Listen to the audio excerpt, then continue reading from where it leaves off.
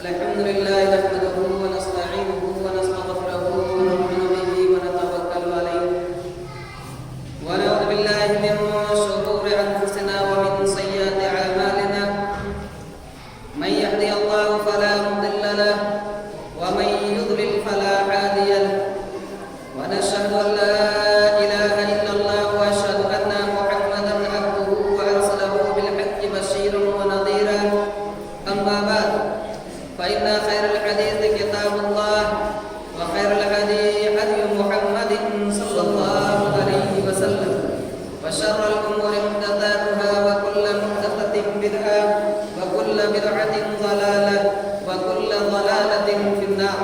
أعوذ بالله من الشيطان الرجيم. بسم الله الرحمن الرحيم.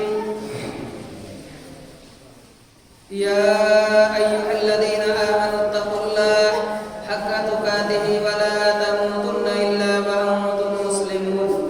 يا أيها الناس اتقوا ربكم الذي خلقكم من نفس واحدة وخلق منها زوجها وبث منهما رجالا كثيرا ونساء واتقوا الله الذي تساءلون به والأرحام إن الله كان عليكم رقيبا.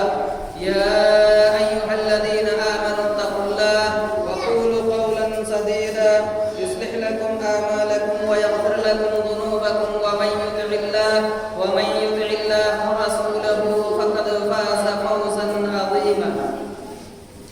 وقال الله تبارك وتعالى في موضع آخر: أعوذ بالله من الشيطان الرجيم. بسم الله الرحمن الرحيم. وقلنا للملائكة اسجدوا لآدم فسجدوا إلا إبليس أبى واستكبر وكان من الكافرين.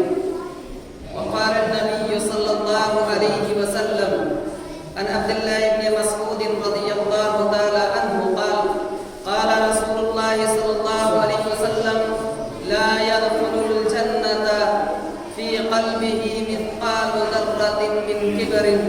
قالوا: يا رسول الله،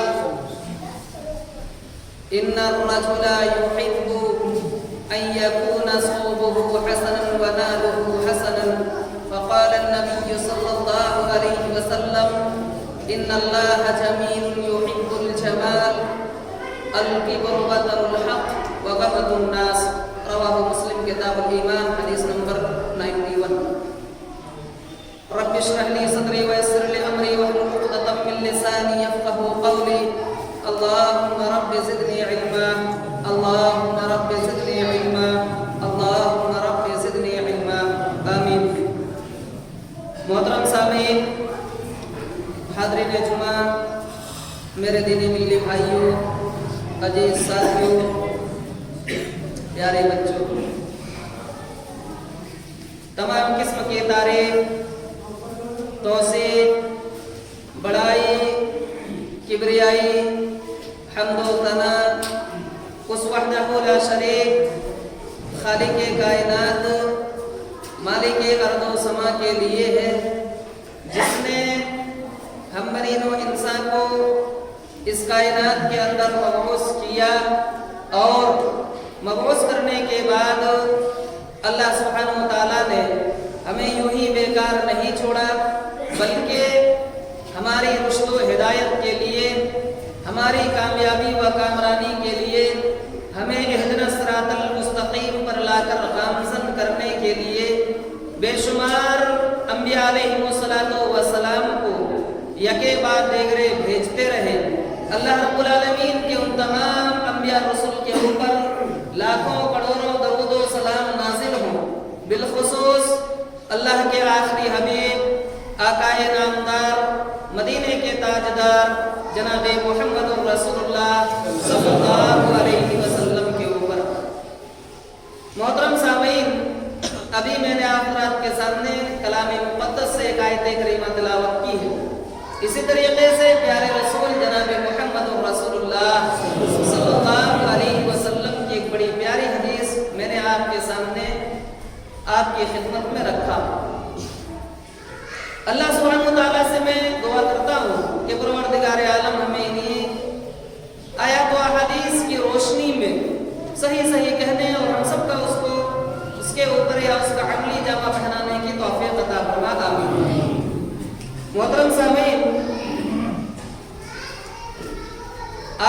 اس خطبہ جمعہ میں آپ حضرات کے سامنے جس موضوع کو لے کر کے حاضر ہوا ہوں وہ موضوع ہے تکبر اور اس کی تباہ کاریاں۔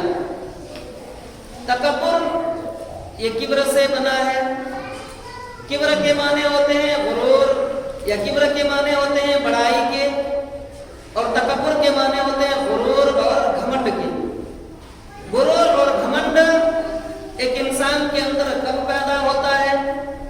یہ اس لفظ ہی سے واضح ہو جاتا ہے کہ تکبر یہ کبر سے بنا ہے، اور کبر کا معنی ہوتا ہے بڑکپن یا بڑائی کے۔ جب ایک انسان کے اندر بڑکپن چھا جاتا ہے، بڑائیاں آ جاتی ہے، تو اس کے اندر غرور اور گھمنڈ تکبر پیدا ہو جاتا ہے۔ اور جب تکبر پیدا ہوتا ہے، غرور اور گھمنڈ اس کے اندر آتا ہے، تو پھر اس غرور اور گھمنڈ کی وجہ سے اسے نقصان کیا ہوتا ہے، اس کے تعلقات سے انشاءاللہ العزیز ابھی آپ کے سامنے قرآن و حدیث کی روشنی میں باتیں آئے گی۔ سب سے پہلے اس بات کو آپ اچھی طریقے سے سمجھ لیجئے کہ تکبر یہ اللہ رب العالمین کے لیے ہے، دیگر لوگوں کے لیے غرور اور گھمنڈ یا تکبر جائز نہیں ہے، کیونکہ کبر یہ اللہ رب العالمین کی کیا ہے؟ اسماء الحسنہ میں سے ہے، صفاتی ناموں میں سے ہے۔ لہذا اللہ رب العالمین نے خود ارشاد فرمایا، اللہ کے رسول جناب محمد رسول اللہ صلی اللہ علیہ وسلم ارشاد فرماتے ہیں، حدیث قدسی ہے، فرماتے ہیں کہ اللہ رب العالمین نے ارشاد فرمایا الکبریاء ردائی، تکبر میری چادر ہے، غرور یا کبر جو ہے یہ میری چادر ہے، جو شخص میری چادر کو کھینچنے کی کوشش کرے گا میں اسے جہنم میں ڈال دوں گا۔ یہ اللہ رب العالمین فرماتا ہے، نبی اکرم صلی اللہ علیہ وسلم نے ارشاد فرمایا۔ اس حدیث سے یہ پتہ چلا کہ کبر یا تکبر جو ہے وہ صرف اللہ رب العالمین کے لیے جائز ہے، کسی اور کے لیے جائز اور مناسب نہیں ہے۔ دنیا میں لوگ تکبر یا غرور اور گھمنڈ کب کرتے ہیں؟ تین چیزوں کی بنیاد پر کرتے ہیں یا تین چیزوں کے اوپر کرتے ہیں۔ نمبر ایک، اللہ کی ذات کے اوپر تکبر کرتے ہیں۔ نمبر دو، رسول اکرم صلی اللہ علیہ وسلم کے اوپر تکبر کرتے ہیں۔ نمبر تین، بندوں کے اوپر تکبر کرتے ہیں، انسانوں کے اوپر تکبر کرتے ہیں۔ تینوں چیزیں الگ الگ ہیں۔ پہلی چیز اللہ کی ذات کے اوپر تکبر، اللہ کی ذات کے اوپر غرور اور گھمنڈ جو لوگ کرتے ہیں وہ اپنے آپ کو اللہ سے بھی بڑا مانتے ہیں۔ حیرت اور تعجب کی ضرورت نہیں ہے، آشچर्य ہونے کی ضرورت نہیں ہے۔ ابھی انشاءاللہ العزیز میں آپ کو بتلاؤں گا کہ کیسے لوگوں نے اپنے آپ کو اللہ سے بھی بڑا مانا ہے، دعویٰ کیا ہے کہ میں ہی اللہ ہوں، اور اسی طریقے سے اللہ کے رسول صلی اللہ علیہ وسلم کے اوپر بھی غرور اور گھمنڈ کرنا، آپ کی ذات کے اوپر غلو کرنا، اور ایسے ہی بندوں کے اوپر تکبر۔ بعض حضرات کیا ہوتے ہیں، ایک دوسرے کو حقیر سمجھتے ہیں۔ یہ کیوں ہوتا ہے؟ غرور اور گھمنڈ جب ایک انسان کے اندر آ جاتا ہے تو پھر اپنے سے کمتر لوگوں کو کیا کرتا ہے؟ وہ حقیر سمجھتا ہے۔ غرور اور گھمنڈ آنے کے کئی اسباب ہو سکتے ہیں، کئی وجہیں ہو سکتی ہے، کئی طریقے ہو سکتے ہیں غرور اور گھمنڈ پیدا ہونے کے۔ ایک انسان اس وقت غرور اور گھمنڈ کرے گا جب اس کے پاس دولت ہوگی، صاحب منصب ہوگا، کرسی والا ہوگا، تو وہ انسان کیا ہے؟ غرور اور گھمنڈ کے نشے میں چور ہو جاتا ہے۔ ستا ہاتھ میں ہوتی ہے تو غرور اور گھمنڈ کے نشے میں ہوتا ہے۔ ایسے ہی ایک انسان غرور اور گھمنڈ کے نشے میں اس وقت ہوتا ہے جب اس کا خاندان اعلیٰ اور مقام و مرتبے والا ہوتا ہے، اعلیٰ رتبے والا ہوتا ہے۔ حسب و نسب کی بنیاد پر ایک آدمی غرور اور گھمنڈ کرتا ہے، ایک آدمی مال و اولاد کی بنیاد پر غرور اور گھمنڈ کرتا ہے، دولت کی بنیاد پر غرور اور گھمنڈ کرتا ہے۔ ایک انسان حسن و جمال کی وجہ سے غرور اور گھمنڈ کرتا ہے، ایک انسان ذہانت و فطانت کی وجہ سے غرور اور گھمنڈ کرتا ہے۔ یعنی اللہ رب العالمین اگر کسی بندے کو علم عطا کر دیتا ہے یا ذہن پر دے دیتا ہے، ذہین بنا دیتا ہے، تو اس کی وجہ سے وہ غرور اور گھمنڈ کرتا ہے۔ اسی طریقے سے ایک انسان کو اگر خوبصورت بنا دیا تو وہ اپنے سے کمتر خوبصورت لوگوں کے اوپر غرور اور گھمنڈ کرتا ہے، اسے حقیر سمجھتا ہے کہ دیکھو یہ کالے آدمی، کالیا ہے، برے القاب سے پکارے جاتے ہیں۔ اسی طریقے سے اور کئی راستے ہوتے ہیں، کئی اسباب ہوتے ہیں جہاں لوگ کیا کرتے ہیں، غرور اور گھمنڈ کرتے ہیں۔ لیکن اس غرور اور گھمنڈ کی وجہ سے اب جانتے ہیں نقصان کیا ہوتا ہے۔ اللہ رب العالمین نے خود کلام مقدس کے اندر ارشاد فرمایا، آپ سورہ بقرہ پڑھیے، اللہ سبحانہ و تعالیٰ ابلیس کے تعلق سے ابلیس کا واقعہ ذکر کرتے ہوئے ارشاد فرماتا ہے کہ ابلیس کو تکبر کیوں ہوا، غرور اور گھمنڈ کیوں ہوا، اور اس کا نتیجہ کیا نکلا، اس کا رزلٹ کیا ہوا۔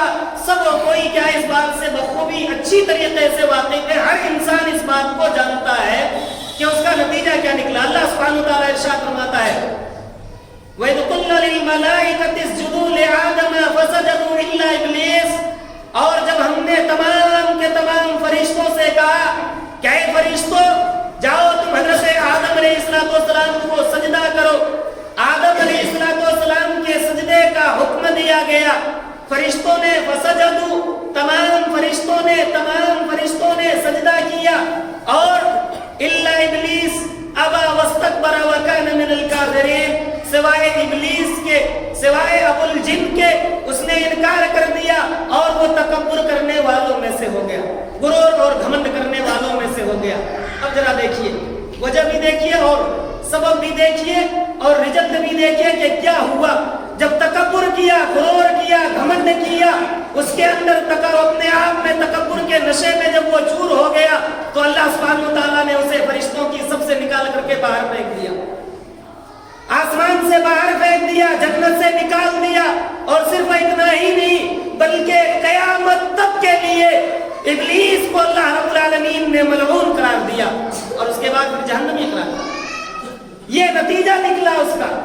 وجہ کیا تھی، سبب کیا تھا، خود اللہ فرماتا ہے کہ ہم نے ابلیس سے پوچھا ما منعک الا تسجد، بتاؤ جب ہم نے تمہیں حکم دیا آدم علیہ السلام کو سجدہ کرنے کا تو کس چیز نے تمہیں منع کر دیا سجدہ کرنے سے؟ شیطان کیا کہتا ہے، انا خیر منہ، انا خیر من، ابلیس کا یہ جواب ہے کہ میں اس سے بہتر ہوں، میں آدم سے بہتر ہوں، اس لیے میں سجدہ نہیں کر سکتا ہوں۔ یعنی اپنے آپ کو بہتر سمجھا، غرور اور گھمنڈ پیدا ہوا، آدم کو حقیر سمجھا، اس لیے حقیر سمجھ کر کے جب سجدہ نہیں کیا تو اس کا رزلٹ یہ نکلا کہ اللہ رب العالمین نے شیطان کو وہاں سے باہر پھینک دیا۔ اور صرف اتنا ہی نہیں بلکہ اور وجہ بھی بتلاتا ہے کہ میں بہتر کیوں ہوں۔ شیطان شروع ہی سے بڑا چالاک رہا ہے، کہتا کیا ہے، خلقتنی من نار وخلقتہ من طین، کہ اللہ تو نے تو مجھے آگ سے پیدا کیا ہے۔ آگ کی صفت یہ ہوتی ہے کہ اس کے شعلے اوپر کو اٹھتے ہیں، شعلے اوپر کو لپٹتے ہیں، اور جو چیز اوپر کو جاتی ہے وہ اعلیٰ اور عرفہ ہوتی ہے، اور مٹی کی صفت یہ ہے کہ جب آپ اسے چھوڑیں گے تو وہ نیچے جائے گی، اور جو چیز نیچے جاتی ہے وہ حقیر ہوتی ہے۔ آج دنیا میں اسی حساب سے بٹوارا ہے۔ خاندان پہ ہم کیا کرتے ہیں، غرور اور گھمنڈ کرتے ہیں، ہمارا خاندان بڑا اونچا ہے، اونچے پہ اونچی اگر کوئی چیز ہو جائے تو یہ ضروری نہیں ہے کہ وہ اعلیٰ اور عرفہ ہوگا۔ اللہ رب العالمین نے شیطانوں کے تعلق سے، جنوں کے تعلق سے یہ نہیں کہا کہ یہ اشرف المخلوقات ہے، بلکہ ابن آدم کے بارے میں فرمایا یہ اشرف المخلوقات ہے۔ ابن آدم کو اللہ نے یہ سرٹیفکیٹ دی ہے کہ تم بہترین امت ہو، بہترین امت، کنتم خیر امت مخرجت للناس۔ کس سے ملا؟ شیطانوں کو نہیں، انسانوں کو ملا۔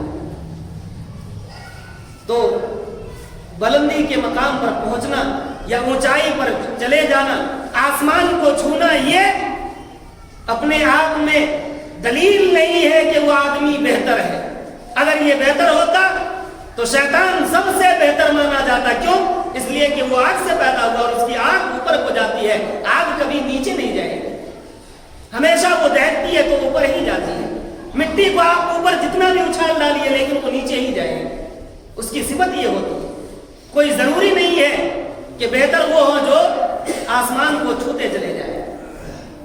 اور صرف اتنا ہی نہیں بلکہ آپ کلام مقدس اٹھائیے، آپ کو معلوم ہوگا کہ اقوام ماضیہ جو ہلاک اور برباد کی گئی ہیں ان قوموں کی تاریخ رہی ہے کہ اللہ رب العالمین نے انہیں صرف اس بنیاد پر ہلاک اور برباد کر دیا کیونکہ ان کے دلوں میں تکبر پیدا ہو گیا، غرور اور گھمنڈ پیدا ہوا۔ اللہ سبحانہ وتعالیٰ ارشاد فرماتا ہے، پہلا واقعہ میں آپ کے سامنے رکھتا ہوں، کلام مقدس سورہ ہود سورۃ نمبر 11 آیت نمبر 26 تا 27۔ اللہ رب العالمین نے بڑے واضح الفاظ میں ارشاد فرمایا، اللہ تعبدوا الا اللہ انی اخاف علیکم عذاب یوم علیم۔ حضرت نوح علیہ السلام نے اپنی قوم کو دعوت دی۔ سبھی حضرات اس بات سے بخوبی واقف ہیں کہ حضرت نوح علیہ السلام نے کتنے دنوں تک تبلیغ کیے ہیں۔ 950 سال تک قرآن مقدس گواہ ہے اس بات کے، 950 سال تک آپ نے تبلیغ کی، اور تبلیغ اس وقت سے کی ہے جب آپ کو نبوت عطا کیا گیا ہے۔ اس سے پہلے جب آپ پیدا ہوئے تبھی سے تبلیغ نہیں شروع کی ہے، بلکہ جب نبوت دی گئی ہے، جب آپ کو اس کا علم عطا کیا گیا، اس کے بعد سے تبلیغ شروع ہوئی ہے۔ تو اس سے یہ پتہ چلتا ہے کہ قوم نوح کی عمر کیا تھی، وہ لوگ کتنے دنوں تک زندہ رہتے تھے، ہزاروں سال زندہ رہنے والی قوم تھی۔ اس قوم کا آپ اندازہ لگائیے، لیکن اللہ رب العالمین نے چند منٹوں میں اس کی پوری بستی پلٹ ڈالی۔ اللہ رب العالمین نے پوری بستی کو ہلاک و برباد کر دیا، آج اس کے نام و نشان تک مٹا دیے ہیں۔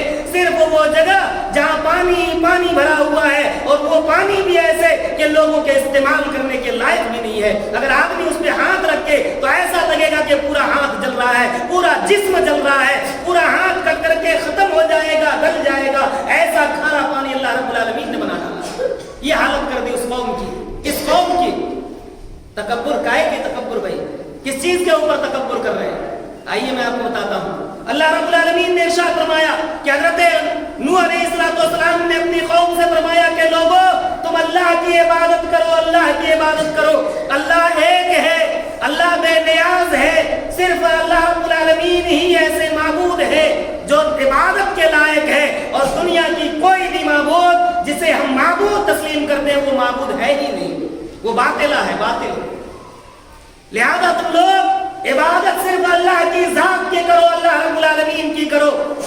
اور اس کے بعد حضرت نوح علیہ السلام کہتے ہیں کہ لوگوں سنو، مجھے ڈر ہے، خوف ہے اس بڑے دن کے جس دن تمہیں عذاب میں مبتلا کیے جاؤ گے۔ اس دن سے میں تمہارے لیے کیا ڈرتا ہوں، خوف کھاتا ہوں۔ احساس پیدا کیجئے دلوں کے اندر۔ لیکن قوم نے مانا نہیں، انکار کر دیا۔ اللہ رب العالمین خود ارشاد فرماتا ہے، فقال الملأ الذين كفروا من قومه ما نراك الا بشرا مثلنا۔ اللہ سبحانہ وتعالیٰ فرماتا ہے کہ قوم نوح کے سرداروں نے، رئیسوں نے، دولت مندوں نے، جنہیں اللہ رب العالمین نے قوم کے اندر پہچان عطا کی تھی، جن کی شناخت تھی، جن کی لوگ عزت کیا کرتے تھے، سب سے پہلے ان لوگوں نے مخالفت کی ہے۔ سب سے پہلے ان لوگوں کے دلوں میں یہ غرور پیدا ہو گیا، یہ تکبر پیدا ہوا، یہ گھمنڈ پیدا ہوا، اور وہ قوم کہنے لگے کہ ہم نے تو بھی حضرت نوح علیہ السلام کو ایسے دیکھا جس طریقے سے ہماری حالت ہے، یعنی جیسے ہم لوگ ایک بشر ہیں، ہم انسان ہیں، ایسے ہی نوح بھی انسان ہے۔ لہذا حضرت نوح کی بات میں کیوں مانوں، کیسے مان سکتا ہوں، کیسے یہ کہہ سکتا ہوں کہ یہ نبی ہے؟ بہرحال قوم نے انکار کر دیا ماننے سے۔ اللہ رب العالمین نے اس قوم کی حالت کیا کر دی؟ ہلاک و برباد کر ڈالا، پوری قوم ختم ہو گئی۔ اور صرف ایک ہی نہیں بلکہ دوسری دلیل یا دوسرا واقعہ حضرت ہود علیہ السلام کی قوم کا دیکھیے۔ اللہ سبحانہ وتعالیٰ ارشاد فرماتا ہے سورہ حامیم سجدہ کے اندر، سورۃ نمبر 41 آیت نمبر 15 کے اندر اللہ سبحانہ وتعالیٰ اس واقعے کا ذکر کرتا ہے۔ اللہ رب العالمین نے ارشاد فرمایا، فَأَمَّا عَادٌ فَاسْتَكْبَرُوا فِي الْأَرْضِ بِغَيْرِ الْحَقِّ، کہ حضرت ہود علیہ السلام نے جب اپنی قوم کو دعوت دی، انہیں سمجھایا، انہیں بتلایا کہ ایک اللہ کی عبادت کرو، اللہ کو چھوڑ کر کے کسی اور کی عبادت مت کرو، تو اس قوم کے اندر بھی تکبر پیدا ہوا۔ فاستکبروا، ان لوگوں نے بھی استکبار کیا، انہوں نے بھی تکبر کیا، انہوں نے بھی غرور اور گھمنڈ کیا فی الارض، زمین میں۔ اور اس کے بعد فرمایا بغیر الحق، ناحق طریقے سے نے اس قوم سے کیا کہا؟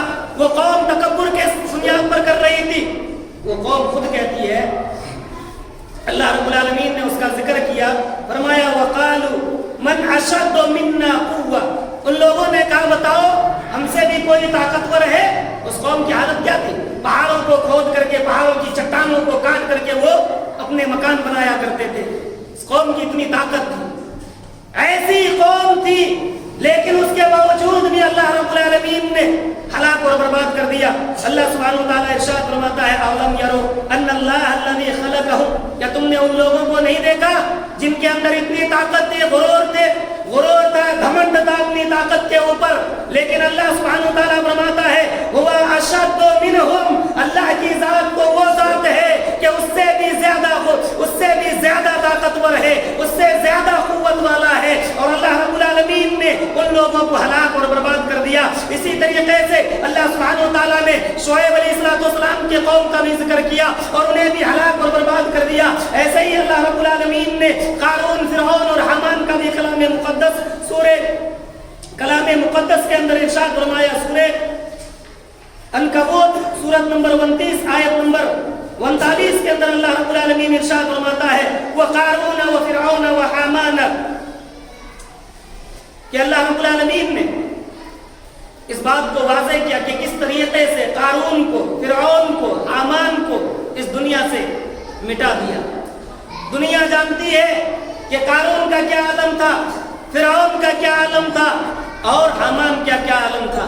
قارون وہ ہے جو دنیا کے تمام مالداروں میں سب سے زیادہ مالدار انسان کہلاتا تھا، سب سے زیادہ دولت مند تھا، لیکن اللہ رب العالمین نے اسے بھی زمین میں دھسا دیا اس کی دولت سمیت۔ فرعون وہ قوم تھی جس نے اپنے آپ کو سب سے بڑا رب کہنے کا دعویٰ کیا تھا۔ کلام مقدس سورہ نازعات اٹھائیے، اللہ سبحانہ وتعالی ارشاد فرماتا ہے کہ فرعون نے کہا کہ میں تمہارے سب سے بڑا رب ہوں، سب سے بڑا رب ہوں، میں ہی ہوں، میں رب ہوں، میرے علاوہ اور کوئی نہیں ہے۔ حضرت ابراہیم علیہ السلام نے جب اپنی قوم کے سامنے بات رکھی تھی تو اس موقع پر بھی یہی بات کہی گئی تھی کہ میں ہی رب ہوں۔ حضرت ابراہیم علیہ السلام نے، یاد کیجئے اس واقعے کو، اس موقع پر کہا تھا کہ میرا رب وہ ہے جو سورج کو پورب سے نکالتا ہے، پچھم میں غروب کرتا ہے۔ اگر تمہارے اندر اتنی دم اور طاقت ہے، رب ہونے کا دعویٰ کرتے ہو، تو پچھم سے سورج نکال کر کے پورب میں غروب کر کے دکھلا دو۔ فَبُهِتَ الَّذِي كَفَرَ، کافروں کی حالت خراب ہو گئی، حالت خراب ہو گئی، ان لوگوں کے وہ لوگ ہکے بکے رہ گئے۔ تو یہ عالم تھا، لوگوں نے دعویٰ کیا اپنے آپ کو رب ہونے کا تکبر اور غرور کی بنیاد پر، اور حامان نے تو دنیا ہی میں کیا ہے، شداد نے دنیا ہی میں جنت بنوا ڈالی، لیکن اللہ رب العالمین نے ساری چیزوں کو کیا ہلاک اور برباد کر دیا۔ اب آئیے اپنے آپ کو غور کیجیے کہ آج لوگ تکبر کیوں کرتے ہیں؟ پوچھئے، سوال کریں گے، پوچھا جائے گا تو یقین مانیے گا کوئی آدمی یہ کہے گا ہی نہیں میں تکبر کرتا ہوں، لیکن ذرا بتلائیے سوچ کر کے، ہے نا؟ جتنی بھی دلیلیں میں نے آپ کے سامنے پیش کی ہے، ان تمام دلائل میں ایک ہی بات کہی گئی ہے کہ لوگوں تم اللہ کی عبادت کرو۔ کیوں؟ اس لیے کہ اللہ کی جب عبادت کرو گے تو غرور اور گھمنڈ سے بچ جاؤ، اور اگر اللہ کی عبادت نہیں کر رہے ہو تو غرور اور گھمنڈ کیا ہے، وہیں سے پیدا ہوگا۔ آج لوگ غرور اور گھمنڈ کرتے ہیں اپنے جسم کے اوپر۔ میں پوچھنا چاہتا ہوں کائے کہ غرور اور گھمنڈ کس چیز پہ غرور اور گھمنڈ کر رہے ہو؟ اللہ نے جو زندگی عطا کی ہے، کیوں اللہ کی عبادت نہیں کرنا چاہتے ہیں؟ کیوں نماز سے دور بھاگ رہے ہیں؟ کیوں روزے سے دور بھاگ رہے ہیں؟ کیوں زکات سے دور بھاگ رہے ہیں؟ کیوں صدقہ خیرات سے دور بھاگ رہے ہیں؟ کیوں دین سے دور بھاگ رہے ہیں؟ آخر وجہ کیا ہے؟ کس سے تکبر کر رہے ہو؟ کس چیز پہ اترا رہے ہو؟ کس چیز پہ غرور اور گھمنڈ ہے؟ ارے اللہ کے بندو، اتنا تو سوچو۔ اگر نہیں تمہیں احساس ہو رہا ہے تو میں تمہیں مثالیں دیتا ہوں، جاؤ اس آدمی سے پوچھو آج غرور کرتے ہو، گھمنڈ اور تکبر ہے تمہیں اپنی باڈی کے اوپر، اپنے جسم کے اوپر، اس آدمی سے پوچھو جو ہاسپٹل میں ابھی بیڈ پر لگا ہوا ہے، تو وہ تمہیں بتلائے گا کہ باڈی کی قیمت کیا ہوتی ہے، وہ تمہیں احساس دلائے گا۔ جو تم غرور اور گھمنڈ کر رہے ہو اپنی جوانی کے اوپر، کس جوانی کی بات کرتے ہو؟ اگر ایک حادثہ ہوا پتہ تک بھی نہیں چلے گا کہ تمہارے بچے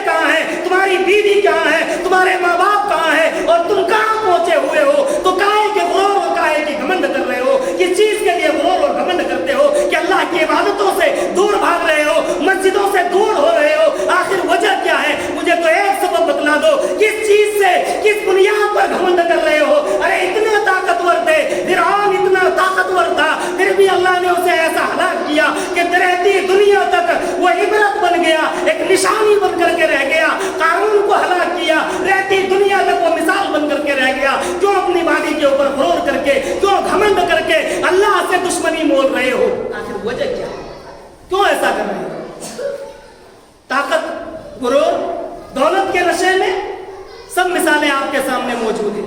एक बीमारी लाहिक होगी, बॉडी हलाक और बर्बाद हो जाएगी। आप गुरूर और घमंड करते हैं अपने जिस्म के आज़ाओं के ऊपर। अरे अल्लाह का शुक्र अदा करो जिसने तुम्हें ये दौलत दी है, ये नेमत अता की है, जिसने तुम्हें मुकम्मल तरीके से एक इंसान बनाया है। क्यों ये शुक्रिया अदा करते हो? आखिर क्या बात है, क्या वजह है? शुक्र और शाकिर बनो रब्बे कायनात के, अल्लाह रब्बुल आलमीन के शाकिर बन जाओ। आपको इसकी कीमत नहीं मालूम होगा कि एक आंख की कीमत क्या होती है। मैं आपको बतलाता हूं, आपको अगर आंख की कीमत का अंदाजा लगाना है तो जाइए कंधे के सामने, उससे पूछिए, वो आपको बताएगा कि आंख की कीमत क्या होती है। एक काने से पूछिए, वो आपको आंख की कीमत बतलाएगा। एक उस आदमी से पूछिए जो बहरा है, वो कान की कीमत तुम्हें बतलाएगा। एक मेंटल से पूछिए, वो तुम्हें मगज की कीमत बतलाएगा। एक अपाही से पूछिए जिसके पांव खत्म हो गए हैं, वो आपको पांव की कीमत बतलाएगा। एक लूले से पूछिए जो खाने पीने से मजबूर है, जो धोने से मजबूर है, उस आदमी से पूछिए, वो आपको हाथ की कीमत बतलाएगा। अल्लाह ने आपको सारी चीजें अता की है, सारी दौलत अता की है, फिर भी अल्लाह की इबादत से क्यों दूर भाग रहे हो? क्या वजह है? आओगे मस्जिद में कब? उस वक्त जब जिस्म साथ छोड़ने लगेगा, बॉडी में कमजोरियां आ जाएगी, चेहरे पे झुर्री तारी हो जाएगी, जब दिमाग काम नहीं करेगा तब मस्जिद की तरफ भागोगे और उस वक्त आकर के सजदे करोगे। जवानी के सजदे कहाँ गए? क्यों अल्लाह से इतने दुश्मनी मोल रहे हो? क्या वजह है? क्यों तुम्हारे अंदर इतने गुरूर और घमंड पैदा हो गया है? क्यों इतना तकब्बुर हो गया है? क्यों इतरा रहे हो अपनी जवानी के ऊपर या अपने जिस्मों के ऊपर? आखिर वजह क्या है? एक भी सबब तो सोच करके हमें बतला दो कि ये वजह है। और यकीन मानिएगा जितने लोग बेनमाजी हैं ये सब के सब तकब्बुर करने वाले हैं। मैं नहीं कह रहा हूं, कुरान कह रहा है। नहीं मालूम? पहला वाकया मैंने आपके सामने पेश किया, वइज़ क़ुल्ना लिल मलाइकति इसजुदू लिआदम फसजदू इल्ला इब्लीस।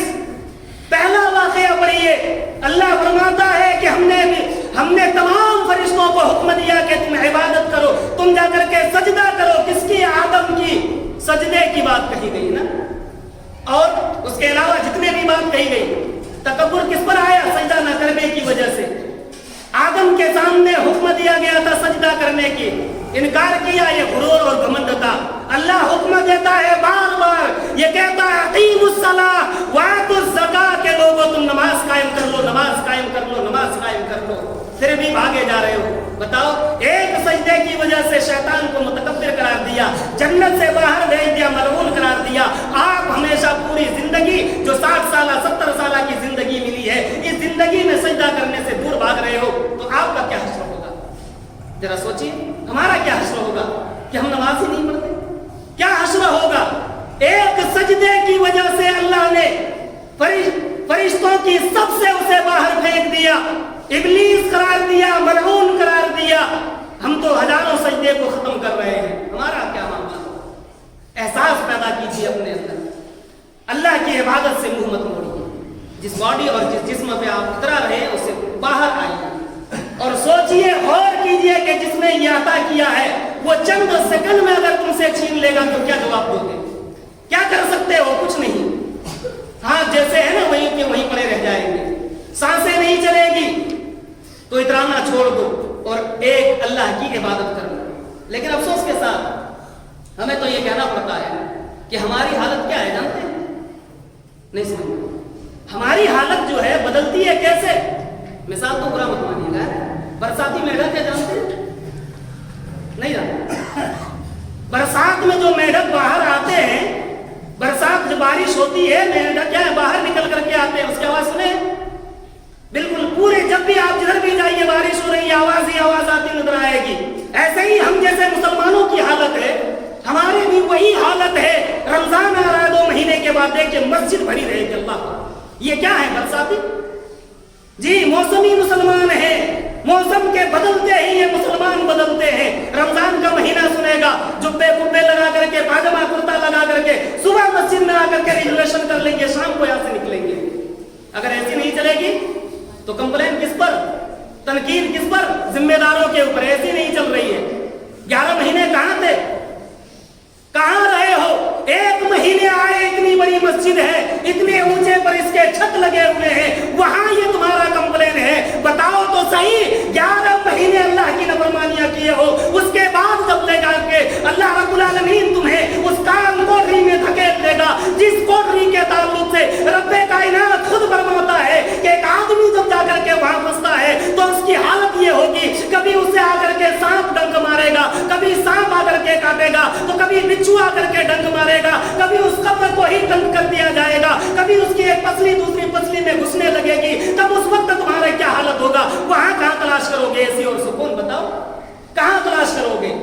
याद करो उस जहन्नम को और अपने गुरूर और घमंड को निकाल फिर के फेंक दो, जिस जहन्नम के बारे में रब ने फरमाया है कि जब उसमें लोगों को डाला जाएगा तो वो चीखेंगे, चिल्लाएंगे, खाने के लिए तड़पेंगे। जिस दौलत के लिए तुम क्या है गुरूर और घमंड कर रहे हो ना, जिसके खाने और पीने पे गुरूर और घमंड है ना, अल्लाह रब्बुल आलमीन फरमाता है कि इससे महरूम कर दिया जाएगा उसे, और जब डाला जाएगा तो वो खाने के लिए चीखेगा, पीने के लिए चीखेगा। अल्लाह सुब्हानहू तआला कुरान मुकद्दस के अंदर फरमाता है, उठाइए कुरान मुकद्दस और पढ़िए। अल्लाह रब्बुल आलमीन कहेगा जाओ इस बंदे को खाने के लिए दे दो, कल फरिश्ते कहेंगे या अल्लाह ऐसे बंदे को क्या खिलाया जाएगा? रब फरमाएगा कि उसे तोड़ के दरख्त से तोड़ का फल तोड़ करके लाओ, ऐसा कांटेदार फल होगा, ऐसा कड़वा फल होगा कि एक बार अगर आदमी खा ले अपनी भूख की वजह से तो उसकी आंखें क्या है बाहर आने लगेगी, रब्बे कायनात कहेगा। दूसरी बात यह है, अल्लाह रब्बुल आलमीन ने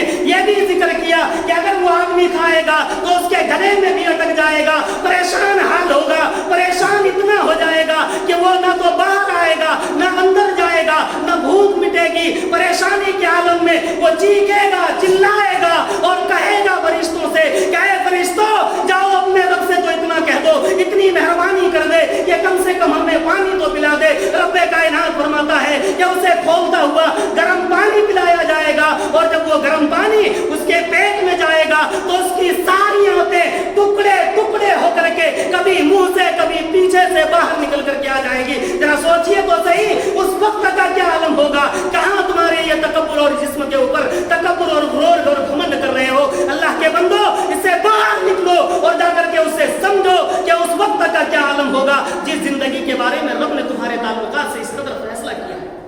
सोचिए और गौर कीजिए, एहसास करने की जरूरत है और रब्बे कायनात को याद करने की जरूरत है। यहां से जाने के बाद मेरी इन बातों को भुला मत देना, याद रखना और रब्बे कायनात को हमेशा याद करते रहना। तकब्बुर और गुरूर की जिंदगी और घमंड से बाहर आइए, वक्त हमें इजाजत नहीं देता है। सिर्फ जो हदीस मैंने आपके सामने रखा पेश कर देता हूँ, फिर अपनी बात को खत्म करूंगा।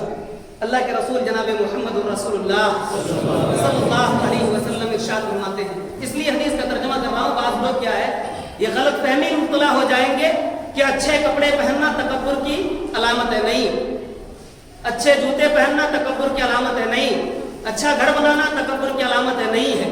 अल्लाह के रसूल जनाब मुहम्मद रसूलुल्लाह सल्लल्लाहु अलैहि वसल्लम इरशाद फरमाते हैं, हजरत अब्दुल्लाह इब्न मसऊद बयान करते हैं, ला यदखुलुल जन्नह, ये कोई भी आदमी जन्नत के अंदर दाखिल नहीं होगा। कौन? फी क़ल्बिही मिस्क़ालु ज़र्रा, जिसके दिल में जर्रा बराबर मिन किबरिन तकब्बुर होगा, जर्रा बराबर भी घमंड और गुरूर होगा। सहाबा कराम हैरान हो गए, परेशान हो गए, कहा या रसूलल्लाह गुरूर और घमंड? या रसूलल्लाह, अल्लाह के रसूल सल्लल्लाहु अलैहि वसल्लम, इन्नर रजुला युहिब्बु अन यकूना सोबहु हसन हुसनन व नालुहु हसनन। अल्लाह के रसूल सल्लल्लाहु अलैहि वसल्लम, एक आदमी इस बात को पसंद करता है कि वो अच्छा कपड़ा पहने, एक आदमी इस बात को पसंद करता है कि उसके जूते अच्छे हो, उसके कपड़े अच्छे हो, उसका खाना पीना अच्छा हो।